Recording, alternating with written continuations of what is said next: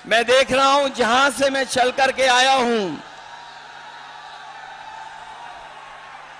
जहां से मैं चल करके आया हूं,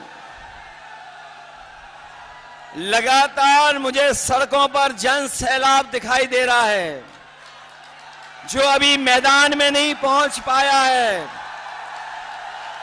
इस मैदान में जहां पंडाल है, पंडाल के बीच मुझे लोग दिखाई दे रहे हैं।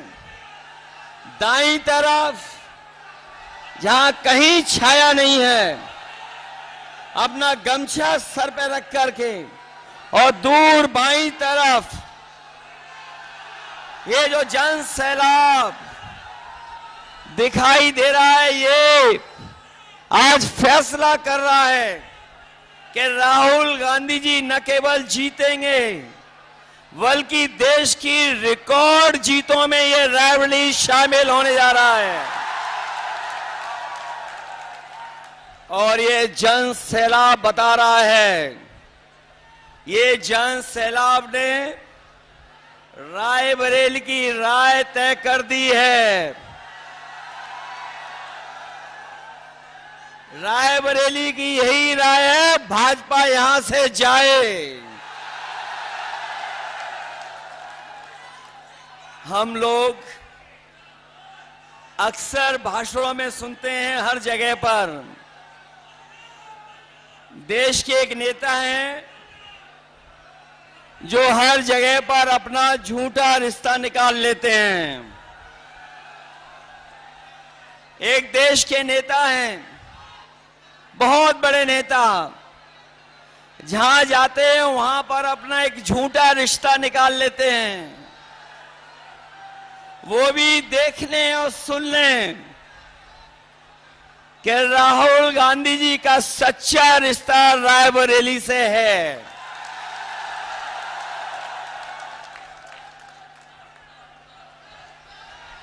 ये रायबरेली से सच्चा रिश्ता है। अगर रा से रायबरेली है तो रा से राहुल भी है। जो लोग गिनती नहीं समझ पाते हैं वो भी गिनती समझ लें। एक और एक 11 हो गया है और बीजेपी 9-2-11 हो गई है। बताओ बीजेपी 9-2-11 हो गई कि नहीं हो गई? जो लोग 4 चरणों का चुनाव देख चुके होंगे वो जानते होंगे कि अब भारतीय जनता पार्टी 4 चरणों में चारों खाने चित हो गई है। ये भाजपा का रथ, ये जो भाजपा के लोग घूम रहे हैं, इस बार उत्तर प्रदेश में फंसे नहीं हैं। इस बार जनता ने इन्हें, बताओ जनता ने इन्हें फंसा दिया कि नहीं फंसा दिया? इनका रथ धस गया कि नहीं धस गया? और याद रखना, ये बीजेपी वाले वही लोग हैं जो किसानों के ऊपर 4 काले कानून लागू कर रहे थे। काले कानून लागू कर रहे थे, याद है कि नहीं याद है? हमारे किसानों को खड़ा होना पड़ा, लड़ना पड़ा, हजारों शहीद हुए, लेकिन पीछे नहीं हटे। किसान तभी पीछे हटा जब सरकार ने काले कानून वापस ले लिए। किसानों पे काले कानून लागू करने वाले भारतीय जनता पार्टी के लोग न केवल उनकी जमीन कब्जा करना चाहते थे, खेत, बल्कि उनकी पैदावार की भी लूट करना चाहते थे। ये किसानों को आय दुगुनी की बात कहने वाले लोग, किसानों को आय दोगुनी का वादा करने वाले उनकी हर बात झूठी निकली कि नहीं निकली? उनका वादा झूठा रहा कि नहीं रहा? और न केवल इन्होंने किसानों को धोखा दिया, बल्कि यहां एक एक नौजवान जानता होगा कि अगर वो तैयारी करके परीक्षा लिखने गया, उन परीक्षाओं के पेपर लीक करा दिए, पेपर रद्द कर दिया। और याद रखना नौजवानों, इन्होंने जानबूझ करके पेपर लीक कराए हैं, और इसलिए कराए क्योंकि नौजवानों को इन्हें नौकरी न देनी पड़ जाए। हर परीक्षा का पेपर लीक हुआ, और एक परीक्षा का नहीं, 10 से ज्यादा परीक्षाओं के पेपर लीक करा दिए। न केवल हमारे नौजवानों की नौकरी छीनी है, बल्कि 10 साल में हमारे नौजवानों का 1/3 जीवन इन्होंने बर्बाद किया है। बताओ, 1/3 जीवन बर्बाद हुआ कि नहीं हुआ? इसलिए इस चुनाव में सावधान हो कि नहीं हो आप लोग। और महंगाई कहां पहुंचा दी है। अभी हम अमेठी से होकर के आए हैं, सिलेंडर वाले सांसद जी के क्षेत्र से। वहां जो जन सैलाब देखा, उससे वहां के सांसद सरेंडर हो गए। बताओ, आज कीमत कहां पहुंचा दी? डीजल पेट्रोल कहां पहुंच गया? और हमारे नौजवान कभी कभी मोटरसाइकिल खरीद लेते थे। 10 साल पहले क्या कीमत थी मोटरसाइकिल की, और आज कीमत क्या है? 1 लाख से ऊपर पहुंचा दिया कि नहीं पहुंचा दिया? बिजली महंगी कर दी कि नहीं कर दी? इन्होंने बिजली नहीं बनाई, ना सब स्टेशन लगाए, ना कोई सुविधा दी।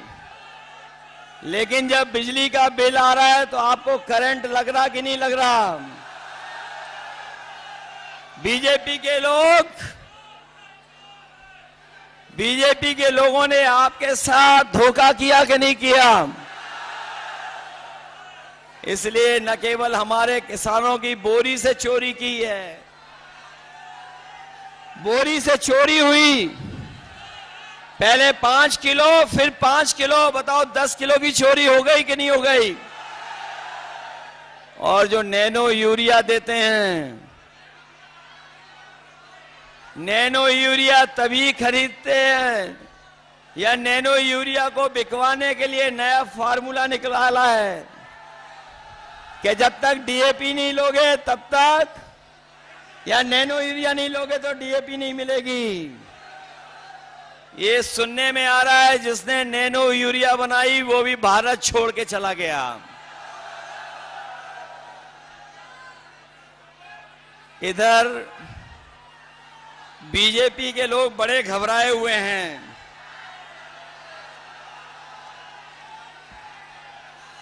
ये बीजेपी के लोग बड़े घबराए हुए हैं, और दिल्ली वालों ने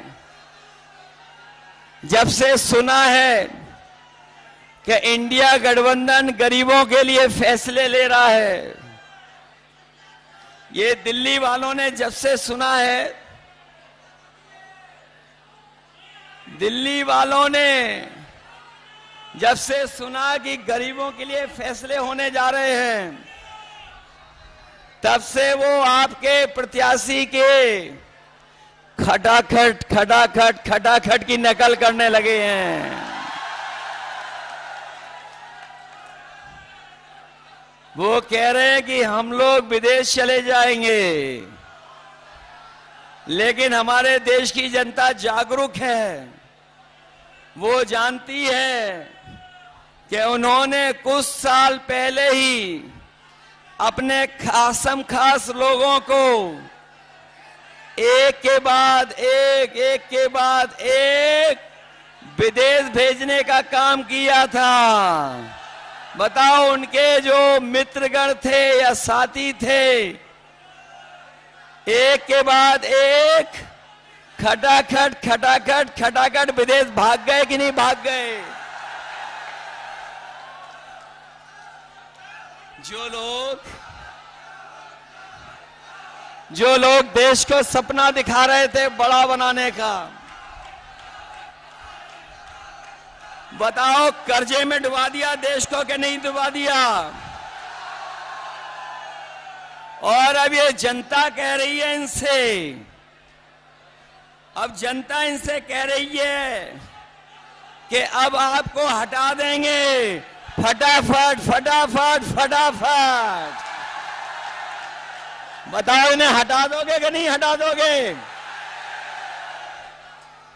और जो कहते थे कि ना खाएंगे ना खाने देंगे, याद है कि नहीं याद है?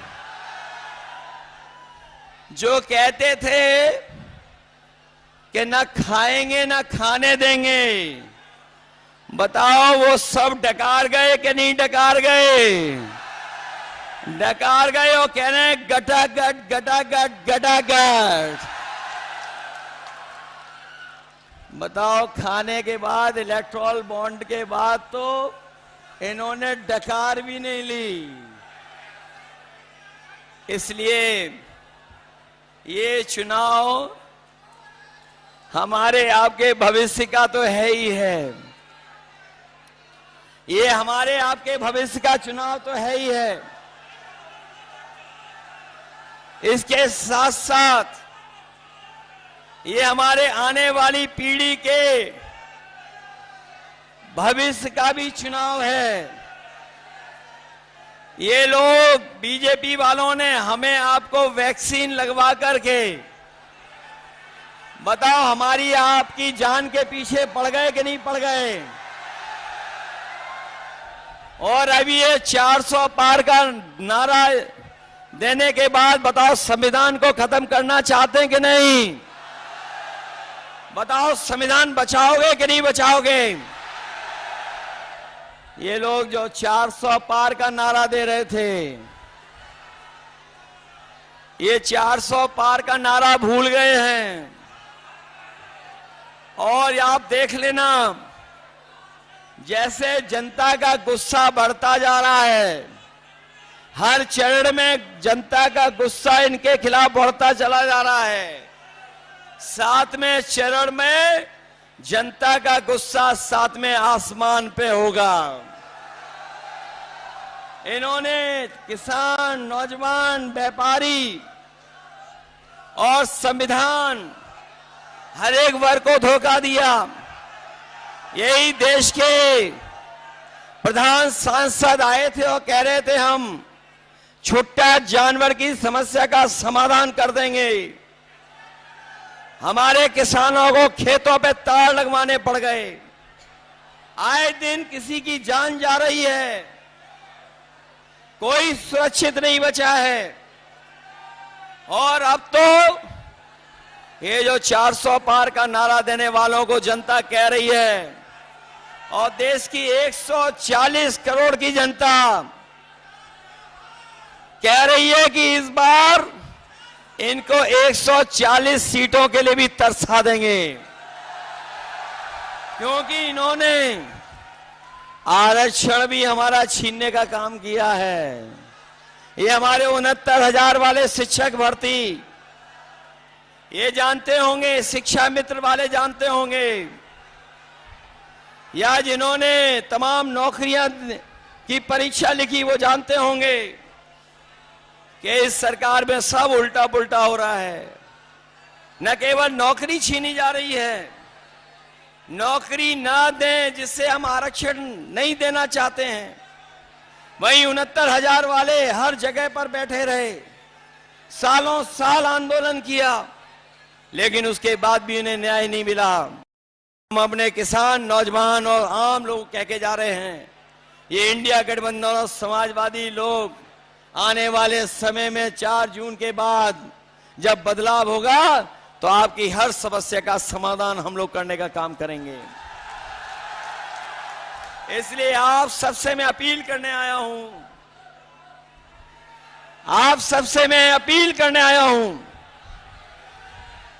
ये चुनाव रायबरेली का पूरा देश देख रहा है, पूरे देश की निगाहें लगी हुई हैं और विशेष हम अपने समाजवादी साथियों से कहेंगे जो यहां पर हैं सभा में और जो हमारे मंच पे भी साथी बैठे हैं कि सब लोग मिलकर के कांग्रेस पार्टी के प्रत्याशी राहुल गांधी जी को ऐतिहासिक वोटों से जिता देना। और जब देश की बड़ी जीतों की गिनती हो, जब देश के बड़ी जीतों की गिनती हो, तो उस गिनती में भी समाजवादियों रायबरेली को शामिल कर देना।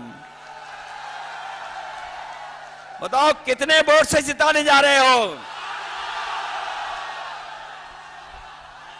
उसके लिए घबराओगे तो नहीं आप लोग? सुना है बीजेपी का जो प्रत्याशी है वो भू माफिया है।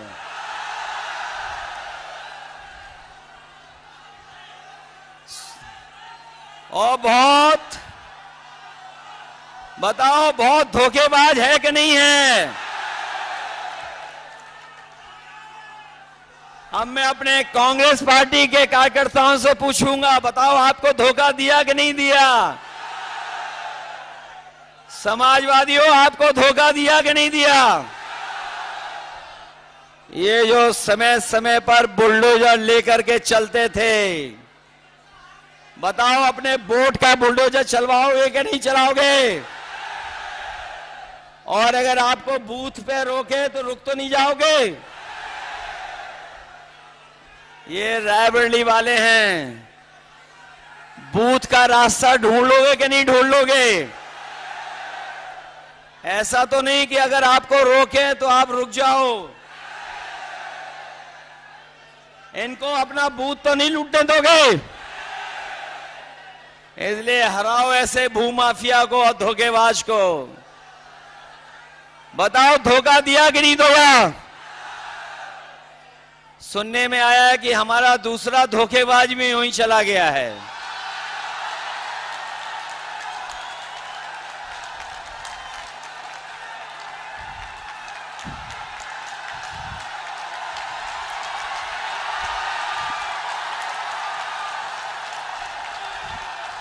और ये जो अभी अभी गया है धोखेबाज, उसकी खासियत है, जो अभी अभी धोखेबाज गया उसकी एक बहुत अच्छी खासियत है कि वो जहां जाता है वहीं गड्ढा खोदता है। इसलिए सावधान हो के नहीं हो। आपके एक वोट से लाखों वोट से तो राहुल गांधी जी जीतेंगे ही जीतेंगे, लेकिन इन धोखेबाजों से भी हिसाब किताब होगा। मैंने सुना है कि कोई धोखेबाज जो समाजवादियों को धोखा दे करके अपने घर पर 2 नंबर वाले नेता को बुलाया था।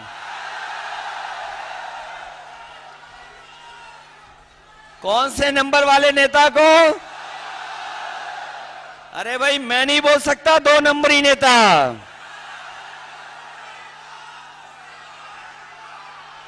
तो इसलिए रायबरेली वालों और समाजवादियों, ये आपकी भी परीक्षा है कि अगर कांग्रेस पार्टी आगे बढ़ रही है तो 5 लाख से ज्यादा वोट जिताने का काम करना, इसलिए जिताना। यही निवेदन, यही अपील करने आया हूं। मैं बहुत बहुत बधाई देता हूं अपने कार्यकर्ता नेताओं का जिन्होंने ऐतिहासिक कार्यक्रम किया है। वहीं हमारी पार्टी के जितने भी नेता बैठे हैं, विधायक, पदाधिकारी, सांसद और जो संगठन के लोग हैं, मैं उनका भी धन्यवाद देता हूं। मुझे उम्मीद है, भरोसा है कि जिस दिन वोट आप डालेंगे, एक एक वोट कांग्रेस पार्टी के पक्ष में डाल करके इतिहास बनाने का काम करना। आप सबको बहुत बहुत धन्यवाद और बहुत बहुत बधाई देता हूं।